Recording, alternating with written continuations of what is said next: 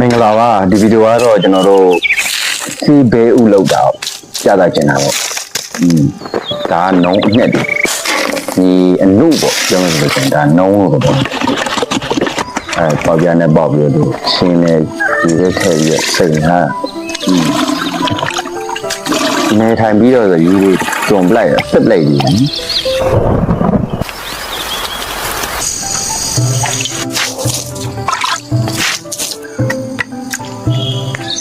ဒီခတ်ထုတ်ပြတယ်အနှုံးလေးပဲထားတာ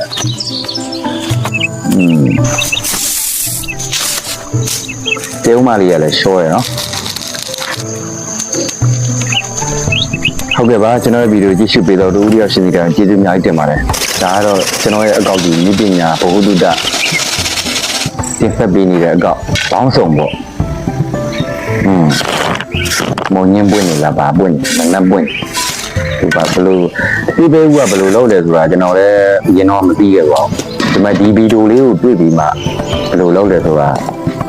သိရတာပါဒါထုံးပေါ့ထုံးအခဲပေါ့အဲ့ဒါကိုသူပြိုပလိုက်ရပြန်မှုန့်ဖြတ်တယ်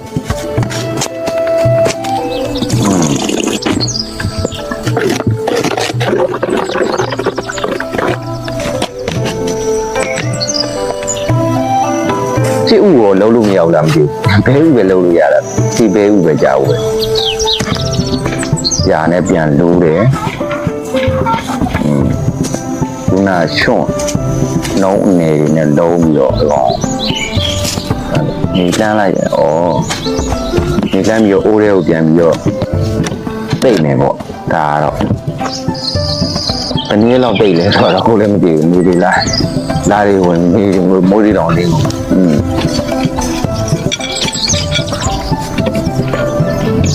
ဒီပြန်စီးပြီးဒါစီဘေးဥဖြစ်သွားပြီပေါ့ပြောမှာပေါ့လောက်ထားရဲဆိုတော့ကျွန်တော်လည်းမသိဘူး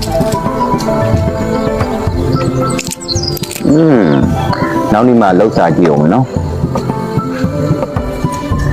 ဟောကြိုက်တယ်ဗျစီဘေးဥတုတ်ဆိုင်ကောင်းတယ်ညံပြရင်းနဲ့မြေကြီးနဲ့จิตတုံနိုင်နဲ့ဒါစံပြုတ်တဲ့ထက်စံပြုတ်ကတော့လူမမာပဲစားတာများပါ